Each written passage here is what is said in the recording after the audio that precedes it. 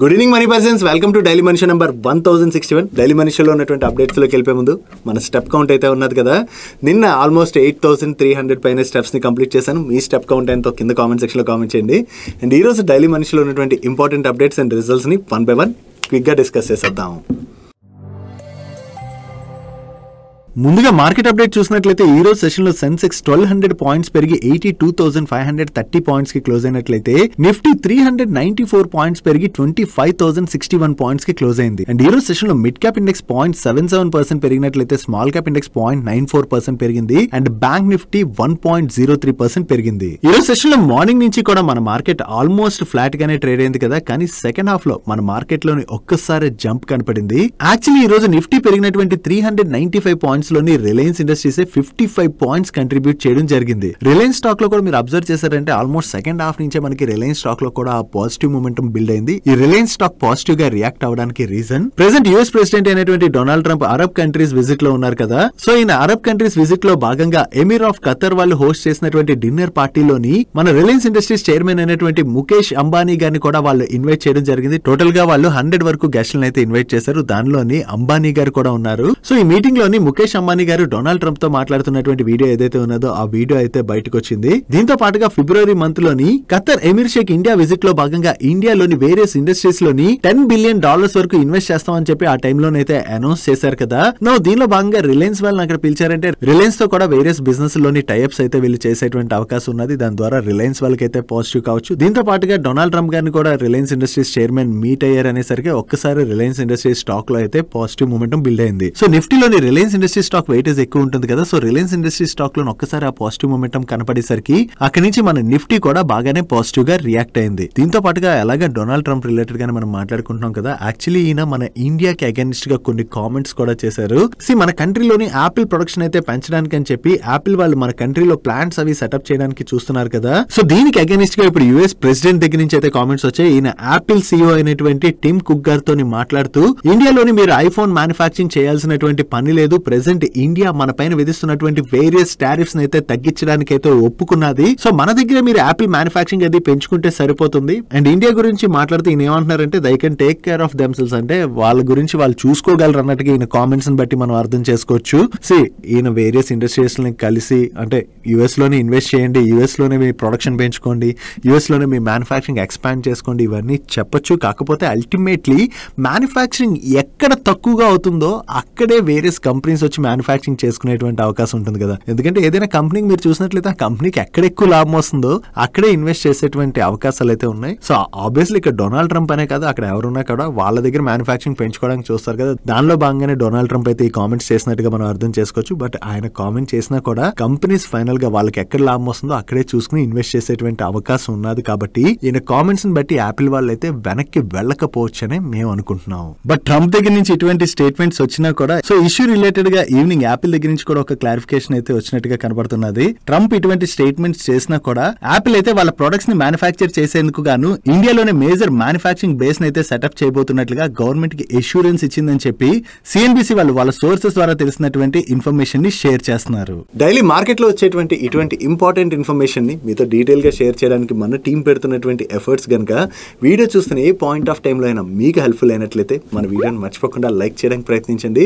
And మీరు ఇదే first time మన మనీ పర్స్ ఛానల్కి వచ్చినట్లయితే ఛానల్ని సబ్స్క్రైబ్ చేసుకుని పక్కన బెల్ ఐకాన్లో ఆల్ నోటిఫికేషన్స్ యాక్టివేట్ చేసుకున్నట్లయితే మా నుంచి వచ్చేటువంటి ఇంట్రెస్టింగ్ వీడియోస్ ఎప్పటికప్పుడు మీకు రీచ్ అవుతాయి. నెక్స్ట్ ఇండియా పాకిస్తాన్ మధ్య జరిగినటువంటి ఫైట్ లోని టర్కీ అయితే పాకిస్తాన్ కి సపోర్ట్ చేసింది. అది మనందరికీ కూడా తెలుసు కదా. దీంతో మన ఇండియన్స్ చాలా మంది టర్కీకి వెళ్ళడానికి అని చెప్పి ప్లాన్ చేసుకుంటారు కదా, అంటే అక్కడ ట్రావెలింగ్ అది ప్లాన్ చేసుకుంటారు కదా. సో ఆ ట్రిప్స్ అవి క్యాన్సిల్ చేసుకుంటున్నట్లుగా అయితే క్లియర్ గా డేటా అయితే వస్తుంది. దీంతో పాటుగా ఇప్పుడు ఉదయపూర్ మార్బుల్ ట్రేడర్స్ అసోసియేషన్ అయితే కంప్లీట్ గా టర్కీ నుంచి మార్బుల్ ఇంపోర్ట్స్ అయితే ఆపివేస్తున్నాం అని చెప్పి అనౌన్స్ చేశారు. వీళ్ళు ఏమంటున్నారంటే మా బిజినెస్ కన్నా కూడా దేశమే మాకు ముందు. ఇప్పుడు టర్కీ వెళ్లి మన దాయాదికి సపోర్ట్ చేసినప్పుడు మేము టర్కీతో ఎలా బిజినెస్ చేస్తాం, అందుకని టర్కీ నుంచి ఇంపోర్ట్స్ చేసుకోవడం మానేస్తున్నాం అని ఇప్పుడు ఉదయపూర్ కి చెందినటువంటి మార్బుల్ ట్రేడర్స్ కాకుండా యావత్ అంటే ఇండియాలో ఉన్నటువంటి మొత్తం అందరూ కూడా ఇటువంటి డిసిషన్ తీసుకున్నట్లయితే టర్కీకి ఇది గట్టి ఆన్సర్ ఇచ్చినట్లు అవుతుందని చెప్పి వీళ్ళైతే కామెంట్ చేయడం జరిగింది. ఓవరాల్ గా చూసుకుంటే ఈ association annually 14 to 18 lakh turns వరకు కూడా మార్బుల్ ఇంపోర్ట్ చేసుకుంటున్నారు. దీనిలో 70% ఆఫ్ ది ఇంపోర్ట్స్ వీళ్ళు టర్కీ నుంచే చేసుకుంటున్నట్లుగా దీని యొక్క వాల్యూ 2500 to 3000 crores వరకు ఉంటుందని చెప్పి వీళ్ళు షేర్ చేస్తున్నారు. సో వీళ్ళు ఒక్కసారి టర్కీ నుంచి ఇంపోర్ట్ చేసుకోకుండా మన లోకల్ కంపెనీస్ దగ్గర నుంచి కొన్నట్లయితే టర్కీకి దాని వలన భారీగానే ఇంపాక్ట్ పడుతుంది కదా. సో దీని వలన టర్కీకి కూడా తెలిసి వస్తుంది. వీళ్ళే కాకుండా మరింత మంది ఇటువంటి డిసిషన్స్ తీసుకునేటువంటి అవకాశాలే కనబడుతున్నాయి. సో దీనికి ఎవరైతే సపోర్ట్ చేస్తున్నారో వాళ్ళందరూ కూడా టర్కీకి గట్టి ఆన్సర్ ఇస్తున్నట్టుగా మనం అర్థం చేసుకోవచ్చు. టర్కీ నుంచి ఈ మార్బుల్ ని తెప్పించుకోవడం ఒకవేళ వీళ్ళు మానేశారనుకోండి, ఆ మార్బుల్ ఎక్కడి నుంచి అయినా కొనుక్కోవాలి కదా. సో దానిలో భాగంగా కొంతవరకు మన ఇండియన్ కంపెనీస్ దగ్గర నుంచి ఈ మార్బుల్ అది వీళ్ళు కొనేటువంటి అవకాశం ఉన్నది కాబట్టి దాని ద్వారా లిస్టెడ్ స్పేస్ లో మనం చూసినట్లయితే కజారియా సిరామిక్స్ వాళ్ళు బెనిఫిట్ పొందేటువంటి అవకాశం అయితే ఉన్నది. దీని వల్లనే ఈ రోజు సెషన్ లో కజారియా సిరామిక్ స్టాక్ లో మనకి పాజిటివ్ మూమెంటం కనపడింది. సో వీళ్ళతో పాటు మరింత మంది ఇటువంటి డిసిషన్ తీసుకున్నారనుకోండి, అంటే మార్బుల్ ఇంపోర్ట్స్ ని కనుక బ్యాన్ చేశారనుకోండి, దాని ద్వారా over a period of time Kajaria ceramics వాళ్ళకి అయితే మంచి బిజినెస్ జనరేట్ అయ్యే అవకాశం ఉన్నది. నెక్స్ట్ జెన్సాల్ ఇంజనీరింగ్ లోని ఫ్రాడ్ బయటపడిన దగ్గర నుంచి కంటిన్యూస్ గా జెన్సాల్ స్టాక్ అయితే కరెక్ట్ అయింది కదా. కానీ ట్యూస్డే రోజు జెన్సాల్ స్టాక్ లోని రివర్సల్ కనపడి ఒకసారి 5% పెరిగి సర్క్యూట్ లో లాక్ అయిన రోజు అన్నయ్య మన డైలీ మనిషిలో క్లియర్ గా అయితే షేర్ చేశారు. ఇలాంటి టైంలోని చాలా మంది ఈ స్టాక్ ని మ్యానిపులేట్ చేయడానికి చూస్తారంటే స్టాక్ ని లేపడానికి చూస్తారు. ఒకసారి స్టాక్ పెరుగుతున్నప్పుడు అందరూ ఏమనుకుంటారు, చాలా మంది రీటైల్ ఇన్వెస్టర్స్ ఏంటంటే ఈ స్టాక్ లో రివర్సల్ మొదలైపోయింది, మనం ఇప్పుడు ఇన్వెస్ట్ చేసినట్లయితే దీనిలో డబ్బులు సంపాదించవచ్చు అని చెప్పి కొంతమంది ఇన్వెస్ట్ చేసేటువంటి అవకాశం కూడా ఉన్నది. కానీ వన్స్ ఆ పెద్ద ఇన్వెస్టర్స్ ఎగ్జిట్ కొట్టేశారు అనుకోండి, అంటే పెరుగుతున్నటువంటి టైంలో, దాని తర్వాత రీటైలర్స్ ఎవరైతే ఇన్వెస్ట్ చేస్తుంటారో వాళ్ళు ఎగ్జిట్ అవ్వలేక నష్టపోయేటువంటి ప్రమాదం ఉన్నది. దీని గురించి ఆ రోజే క్లియర్ గా షేర్ చేసాం. ఇప్పుడైతే క్లియర్ గా మీకు ఒక ప్రూఫ్ కూడా చూపెడతాను చూడండి. యాక్చువల్లీ జెన్సాల్ ఇంజనీరింగ్ వాళ్ళు ఎరెడా దగ్గర నుంచి అయితే లోన్ తీసుకున్నారు కదా, కానీ ఆ లోన్ తీసుకున్న దానికి వాళ్ళు ఏం చేశారు, పేమెంట్స్ అయితే సరిగ్గా చేయట్లేదు. దీంతో ఇప్పుడు ఎరెడా వాళ్ళు ఏం చేశారంటే 510 crores డిఫాల్ట్ రిలేటెడ్ గా జెన్సాల్ ఇంజనీరింగ్ పైన బ్యాంక్రప్ట్సీ అయితే వీళ్ళు ఫైల్ చేయడం జరిగింది. సో ఒక కంపెనీ పైన అప్పు ఇచ్చినటువంటి వ్యక్తులు బ్యాంక్రప్ట్సీని ఫైల్ చేశారంటే అది ఆ కంపెనీ రిలేటెడ్ గా నెగిటివా పాజిటివా? ఆబ్వియస్లీ నెగిటివే కదా. సో నెగిటివ్ అయినా కూడా ఈ రోజు సెషన్ లో మీరు చూసారంటే జెన్సాల్ ఇంజనీరింగ్ స్టాక్ మళ్ళీ 5% పెరిగి అప్పర్ సర్క్యూట్ లో లాక్ అయిపోయింది. అంటే ఆ స్టాక్ లో ఏం గేమ్ నడుస్తుందో మీరే అర్థం చేసుకోండి. ఎవరు మ్యానిపులేట్ చేయడానికి చూస్తుంటారు అంటే ఇటువంటి సందర్భంలో స్టాక్ బాగా కరెక్ట్ అయిన తర్వాత వాళ్ళు ఏంటంటే ఆ స్టాక్ ని మ్యానిపులేట్ చేయడానికి చూస్తారు, అంటే రోజు పెంచడానికి చూస్తారు. అలా పెరుగుతున్నప్పుడే కదా చాలా మంది ట్రాప్ కి గురై రీటైలర్స్ ఆ స్టాక్స్ లో ఇన్వెస్ట్ చేస్తారు. సో ఇన్వెస్ట్ చేసిన తర్వాత బాగా పెరిగాక వాళ్ళు ఏం చేస్తారంటే ఒక్కసారి లార్జ్ క్వాంటిటీలో సేల్ చేస్తారు. అలా సేల్ చేసి వాళ్ళైతే ఎగ్జిట్ అయిపోతారు. కానీ దాని తర్వాత మీరు ఎగ్జిట్ అవ్వాలన్నా కూడా రోజు లోవర్ సర్క్యూట్లు కొట్టేస్తే అటువంటి స్టాక్స్ లో ఎగ్జిట్ అవ్వలేక మీ డబ్బులు కోల్పోయేటువంటి ప్రమాదం ఉన్నది. కాబట్టి ఇలాంటి స్టాక్స్ తో అంటే ఒక్కసారి మేనేజ్మెంట్ రిలేటెడ్ గా ఇష్యూస్ అవి బయటపడి ఏవైతే కంపెనీస్ అయితే స్ట్రగుల్ అవుతుంటాయో అలాంటి స్టాక్స్ తో ఎప్పుడు కూడా మనం జాగ్రత్తగా ఉండాలి. నెక్స్ట్ ఆర్బీఐ దగ్గర నుంచి బ్యాంక్ అకౌంట్ హోల్డర్స్ కి త్వరలోనే ఒక గుడ్ న్యూస్ వచ్చేటువంటి అవకాశం కనిపిస్తుంది. మనం బ్యాంక్ అకౌంట్స్ లోని నామినీ అప్డేట్ చేసుకుంటాం కదా. రీసెంట్ గానే 2024 లోని ఏవైతే అమెండ్మెంట్స్ తీసుకొచ్చారో దీనిలో భాగంగా నువ్వు నామినీని పెట్టుకున్నప్పుడు జనరల్లీ మనం ఎలా పెడతాం, నామినీ నేమ్ ఇస్తాం అండ్ నామినీతో మనకున్నటువంటి రిలేషన్షిప్ ఏదో ఆ రిలేషన్షిప్ మెన్షన్ చేస్తాం. కానీ నామినీ రిలేటెడ్ గా అదర్ డీటెయిల్స్ అయితే ఉండవు కదా. సో ఒకవేళ ఆ బ్యాంక్ అకౌంట్ హోల్డర్ ఎవరైతే ఉన్నారో ఆ వ్యక్తికి ఏమైనా జరిగిన తర్వాత నామినీకి తెలియదు, ఫండ్స్ క్లెయిమ్ చేసుకోలేదు, అవి ఏమవుతాయి, అన్క్లెయిమ్డ్ ఫండ్స్ కింద మిగిలిపోతాయి కదా. సో ఇకపైన ఇలా జరగకుండా ఉండడానికి ఆర్బీఐ ఏం చేయబోతుందంటే ఆ నామినీ డీటెయిల్స్ తీసుకునేటప్పుడు కొన్ని చేంజెస్ తీసుకురాబోతున్నారు. నామినీ పేరు, రిలేషన్షిప్ కాకుండా నామినీ ఈమెయిల్, ఫోన్ నెంబర్ ఇవన్నీ కూడా మెన్షన్ చేసేలాగా నామినీ రిలేటెడ్ గా కొన్ని చేంజెస్ తీసుకురాబోతున్నట్టుగా అయితే అప్డేట్స్ వస్తున్నాయి. ఒకవేళ నిజంగా నామినీ యొక్క ఫోన్ నెంబర్, ఈమెయిల్ గానీ ఇందులో ఉన్నదనుకోండి, ఆ అకౌంట్ హోల్డర్ కి ఏమైనా జరిగినా కూడా ఆ బ్యాంక్ అట్లీస్ట్ నామినీకి మెయిల్ చేయడం ద్వారానో లేదా కాల్ చేయడం ద్వారానో కనెక్ట్ అయ్యి ఇలా ఫండ్స్ ఉన్నాయి మీరు క్లెయిమ్ చేసుకోవాలని కానీ సజెస్ట్ చేసినట్లయితే అప్పుడు నామినీ వచ్చి క్లెయిమ్ చేసుకునేటువంటి అవకాశం ఉన్నది. కాబట్టి ఇప్పటి వరకు ఈ అన్క్లెయిమ్డ్ ఫండ్స్ ఇష్యూ ఏదైతే ఉన్నదో ఆ ఇష్యూని అయితే కొంతవరకు సార్ట్అవుట్ చేసేటువంటి అవకాశం ఉంది. యాక్చువల్లీ ఈ చేంజ్ అయితే తీసుకురావాలి, ఎందుకంటే నామినీ రిలేటెడ్ గా కంప్లీట్ డీటెయిల్స్ ఉంటేనే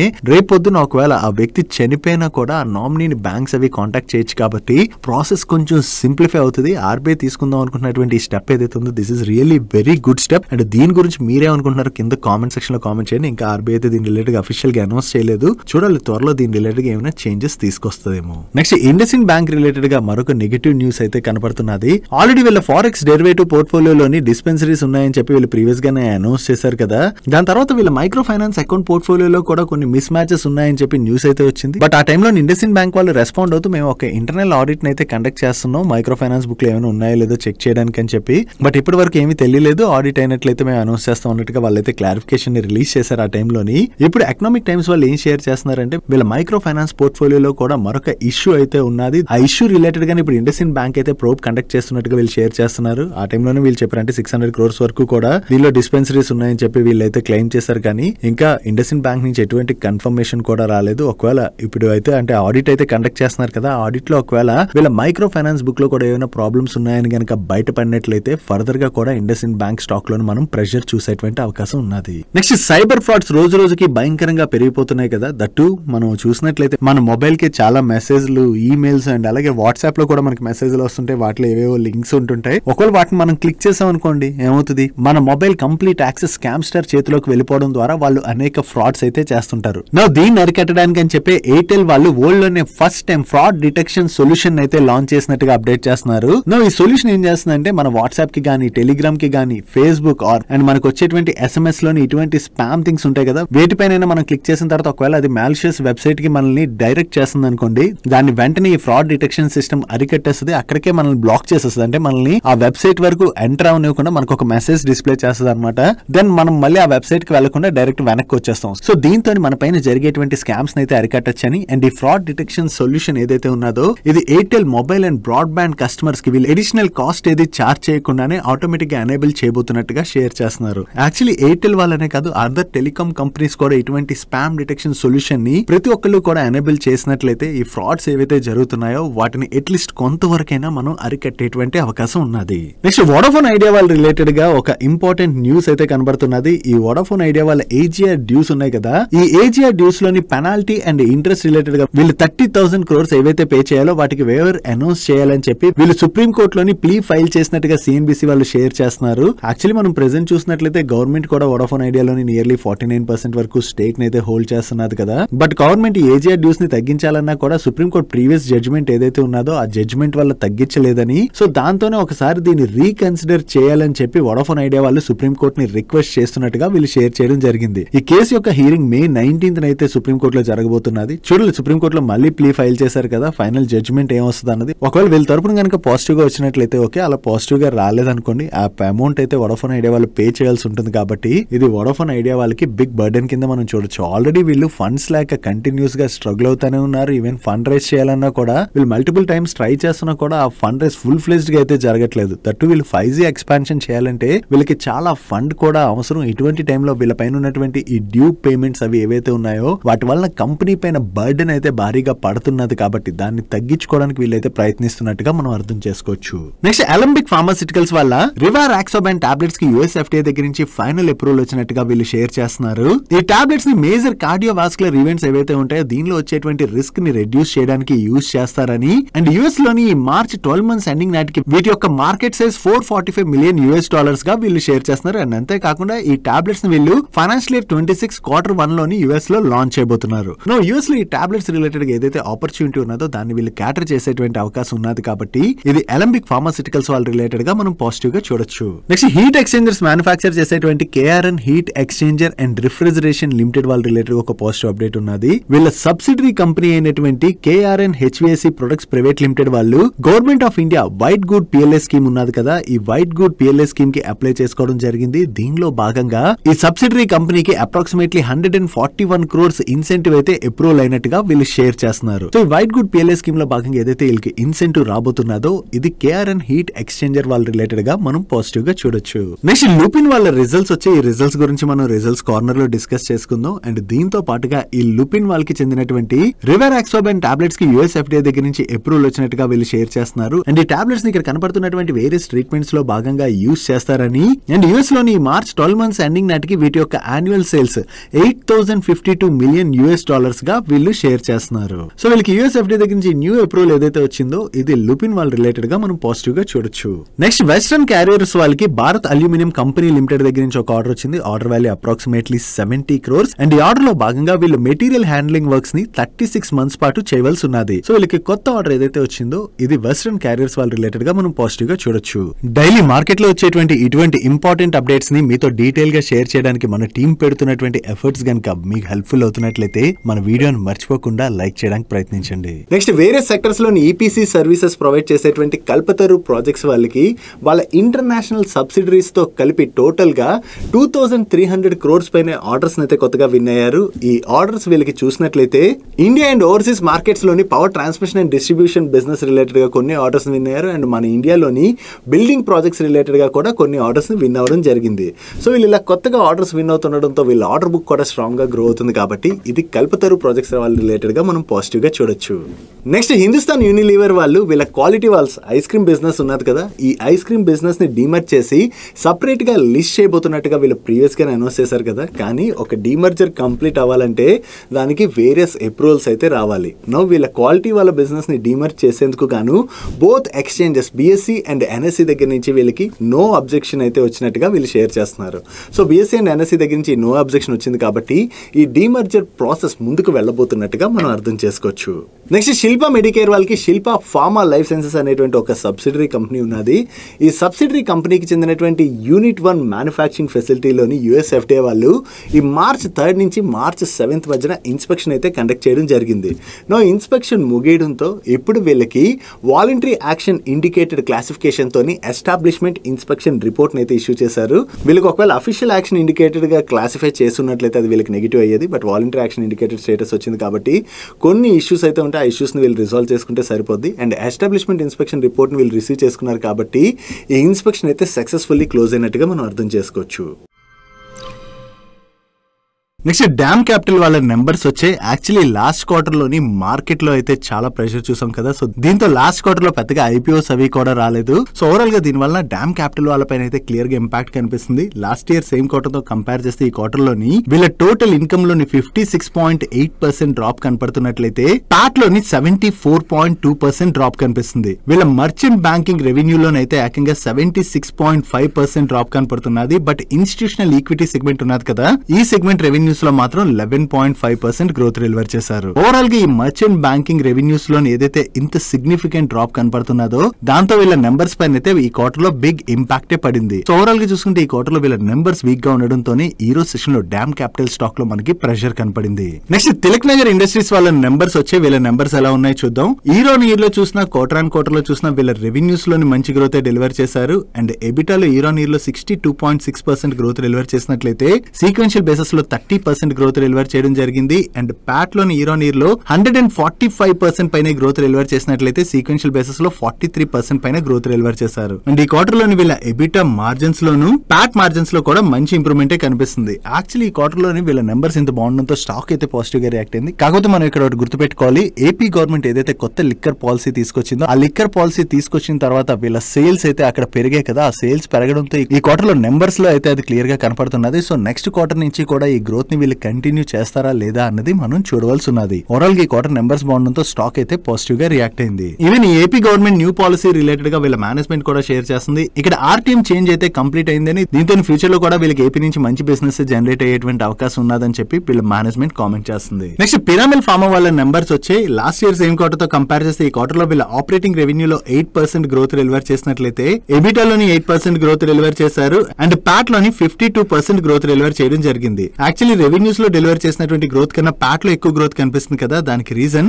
లాస్ట్ ఇయర్ సేమ్ క్వార్టర్ లో వీళ్ళపైన వన్ టైం ఎక్సెప్షనల్ ఇంపాక్ట్ ఉన్నది. ఈ ఎక్సెప్షనల్ ఇంపాక్ట్ ఉండడంతోనే లాస్ట్ ఇయర్ లో వీళ్ళ ప్రాఫిట్ తగ్గింది. అదే profit before exceptional item and tax number మనం కంపేర్ చేస్తే ఇయర్ ఆన్ ఇయర్ లో వీళ్ళ ప్రాఫిట్ లో 16% గ్రోత్ డెలివర్ చేశారు. అండ్ ప్రీవియస్ క్వార్టర్ తో కంపేర్ చేసిన ఈ క్వార్టర్ లో వీళ్ళ ఆపరేటింగ్ రెవెన్యూలో మంచి గ్రోత్ డెలివర్ చేశారు. అండ్ ప్రీవియస్ క్వార్టర్ లో వీళ్ళు జస్ట్ 3 crores ప్యాట్ జనరేట్ చేసినట్లయితే ఈ క్వార్టర్ లోని 153 crores ప్యాట్ జనరేట్ చేయడం జరిగింది. అండ్ ఈ రిజల్ట్స్ రిలేటెడ్ గా వీళ్ళ మేనేజ్మెంట్ కామెంట్ చేస్తూ ఫైనాన్షియల్ ఇయర్ 25 వీళ్ళకి స్టడీ ఇయర్ అని, అండ్ ఇయర్ లోని వీళ్ళు $1 billion రెవెన్యూ మార్క్ అయితే క్రాస్ చేసినట్లుగా, అండ్ ఫైనాన్షియల్ ఇయర్ 30 కల్లా వీళ్ళు $2 billion రెవెన్యూ ఏదైతే జనరేట్ చేయాలని చెప్పి ఎయిమ్ గా పెట్టుకున్నారో దాన్ని డెలివర్ చేసేటువంటి జర్నీలో అయితే వీళ్ళు ఉన్నాం, అంటే దాన్ని డెలివర్ కూడా చేస్తా ఉన్నట్టుగా వీళ్ళ మేనేజ్మెంట్ అయితే కామెంట్ చేస్తుంది. ఈ గ్రోత్ ఏదైతే ఉన్నదో దీన్ని ఒకవేళ ఫ్యూచర్ లో కూడా వీళ్ళు కంటిన్యూ చేయగలిసినట్లయితే అది పిరామిల్ ఫార్మా వాళ్ళకి పాజిటివ్ అయ్యే అవకాశం ఉన్నది. నెక్స్ట్ లుపిన్ వాళ్ళ నెంబర్స్ వచ్చే వీళ్ళ నెంబర్స్ ఎలా ఉన్నాయో చూద్దాం. లాస్ట్ ఇయర్ సేమ్ క్వార్టర్ తో కంపేర్ చేస్తే ఈ క్వార్టర్ లోని వీళ్ళ సేల్స్ లో 13.6% గ్రోత్ డెలివర్ చేసినట్లయితే ఎబిటాలో 34% పైన గ్రోత్ డెలివర్ చేశారు. ఈవెన్ ఎబిటా మార్జిన్స్ లో కూడా మంచి ఇంప్రూవ్మెంట్ కనిపిస్తుంది. అండ్ ప్యాట్ లో ఇయర్ ఆన్ ఇయర్ లోని వీళ్ళు 112% పైన గ్రోత్ డెలివర్ చేయడం జరిగింది. బట్ సీక్వెన్షియల్ బేసిస్ లో మాత్రం వీళ్ళ సేల్స్ లోని 1% డ్రాప్ కనపడుతున్నట్లయితే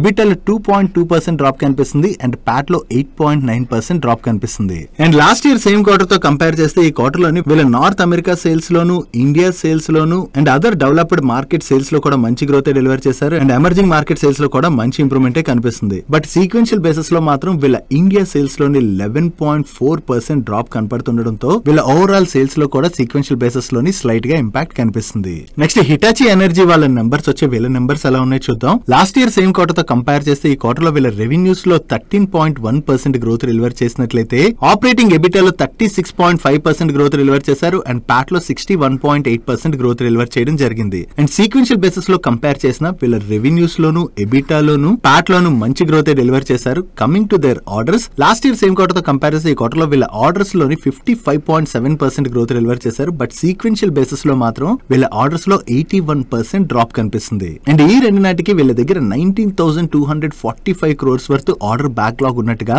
వీళ్ళ మేనేజ్మెంట్ షేర్ చేస్తుంది. ఓవరాల్ గా చూసుకుంటే ఈ క్వార్టర్ లో వీళ్ళ నెంబర్స్ రీసెంట్ గానే ఉన్నాయి అండ్ వీళ్ళ దగ్గర మంచి ఆర్డర్ బుక్ కూడా ఉన్నది. నెక్స్ట్ ఏషియన్ మోటార్స్ వాళ్ళ నెంబర్స్ కూడా వచ్చాయి. వీళ్ళ నెంబర్స్ ఎలా ఉన్నాయో చూద్దాం. లాస్ట్ ఇయర్ సేమ్ క్వార్టర్ తో కంపేర్ చేసిన ప్రీవియస్ క్వార్టర్ తో కంపేర్ చేసిన ఈ క్వార్టర్ లో వీళ్ళ టాప్ లైన్ లో చాలా మంచి గ్రోత్ డెలివర్ చేశారు. And last year same quarter లో వీళ్ళు 1,070 crores ప్యాట్ జనరేట్ చేసినట్లయితే ప్రీవియస్ క్వార్టర్ లో 1,170 crores ప్యాట్ జనరేట్ చేయడం జరిగింది. అండ్ ఈ క్వార్టర్ లో వీళ్ళు 1,362 crores ప్యాట్ జనరేట్ చేశారు. ఓవరాల్ గా ఈ క్వార్టర్ లోని వీళ్ళ నెంబర్స్ అయితే బాగున్నాయి. And coming to the financial year 26 outlook, ఈ ఫైనాన్షియల్ ఇయర్ 26 లోని వీళ్ళ హెచ్డి ట్రక్ బిజినెస్ లోని నెక్స్ట్ 3 years లోని వీళ్ళు 15% మార్కెట్ షేర్ ని అచీవ్ చేయడానికి అని చెప్పి ఫోకస్ చేయబోతున్నట్టుగా అండ్ వీళ్ళ ప్రాఫిటబిలిటీ ఇంప్రూవ్మెంట్ పైన కూడా ఫోకస్ చేయబోతున్నట్టుగా వీళ్ళ మేనేజ్మెంట్ షేర్ చేస్తుంది. అండ్ ఈ రిజల్ట్స్ తో పాటు ఏషియన్ మోటార్స్ వాళ్ళ board 70 rupees per share dividend ని రికమెండ్ చేసింది. నెక్స్ట్ ఈ రోజు సెషన్ లో కోచిన్ షిప్ యార్డ్ వాళ్ళ నెంబర్స్ వచ్చాయి. ఈ క్వార్టర్ లో వీళ్ళ నెంబర్స్ అయితే బాగున్నాయి. లాస్ట్ ఇయర్ సేమ్ క్వార్టర్ తో కంపేర్ చేసిన ప్రీవియస్ క్వార్టర్ తో కంపేర్ చేసిన ఈ క్వార్టర్ లో వీళ్ళ ఆపరేటింగ్ రెవెన్యూలో చాలా మంచి గ్రోత్ డెలివర్ చేశారు. And last year same quarter లో వీళ్ళు 258 crores ప్యాట్ జనరేట్ చేసినట్లయితే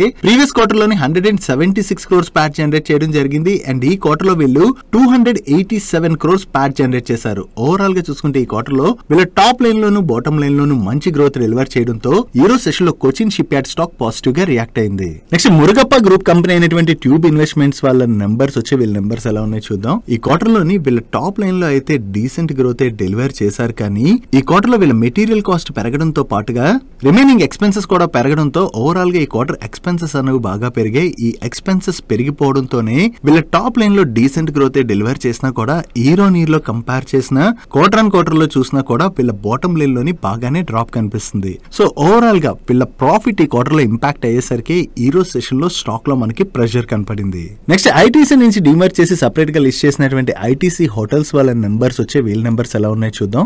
లాస్ట్ ఇయర్ సేమ్ క్వార్టర్ తో కంపేర్ చేస్తే ఈ క్వార్టర్ లోని వీళ్ళ టాప్ లైన్ లో మరింత పెద్ద గ్రోత్ అయితే కనపడట్లేదు. So last year same quarter లో వీళ్ళు 1,015 crores రెవెన్యూ జనరేట్ చేసినట్లయితే ఈ క్వార్టర్ లో వీళ్ళు 1,060 crores రెవెన్యూ జనరేట్ చేయడం జరిగింది. And last year same quarter లో వీళ్ళు 216 crores ప్యాట్ జనరేట్ చేసినట్లయితే ప్రీవియస్ క్వార్టర్ లో 183 crores ప్యాట్ జనరేట్ చేశారు. అండ్ ఈ క్వార్టర్ లో వీళ్ళు 257 crores ప్యాట్ జనరేట్ చేయడం జరిగింది.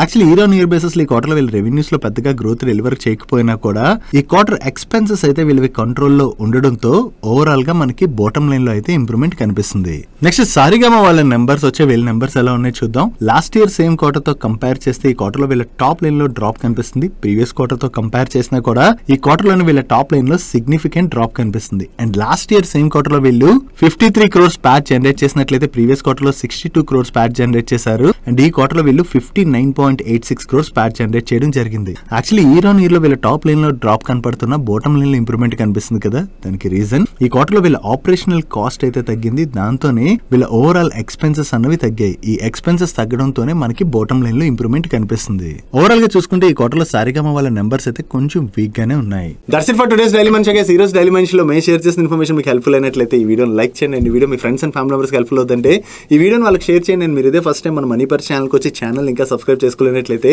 ఇక్కడ ఉన్న ఛానల్ లోగో మీద క్లిక్ చేసి ఛానల్ సబ్స్క్రైబ్ చేసుకుంటూ పక్కన బెల్ ఐకాన్ లోని ఆల్ నోటిఫికేషన్స్ యాక్టివేట్ చేసుకోండి. నేను చంద్రశేఖర్ పత్రి మరొక ఇంట్రెస్టింగ్ వీడియోతో కలుద్దాం. Good night.